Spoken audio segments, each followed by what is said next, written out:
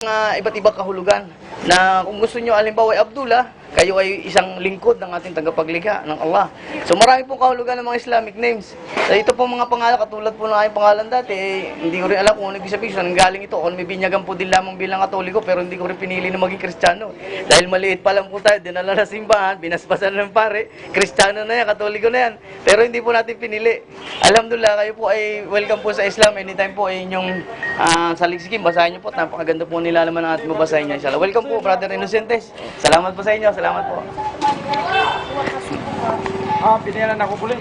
Brother, ito po. Isang to panganisibihan ko ani. Ang libre po mo basahin. Salamat po. Tatayo na dadali. Sabi ko ni baka ka na ko sa katabang mo man sana. So diyan iba lang pa sa changpong. Okay, sir. Kaya ano yun, sito ka? Libre po mong basahin. Libre po mong basahin tungkol sa Islam. Ayan. Ano di?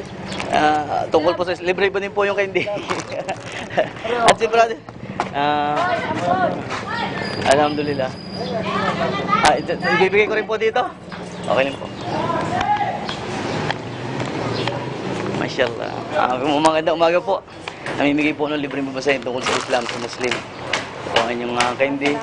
Alam sa muna rin si Bia, kakausap ng Sister. sponsor sa itilator. Dingas mama, nakakulong. Salamat po, sister. Sir, salamat po. Opa, salamat po. Sobra. Sige po, sir. Thank you. Okay, thank you. Salamat.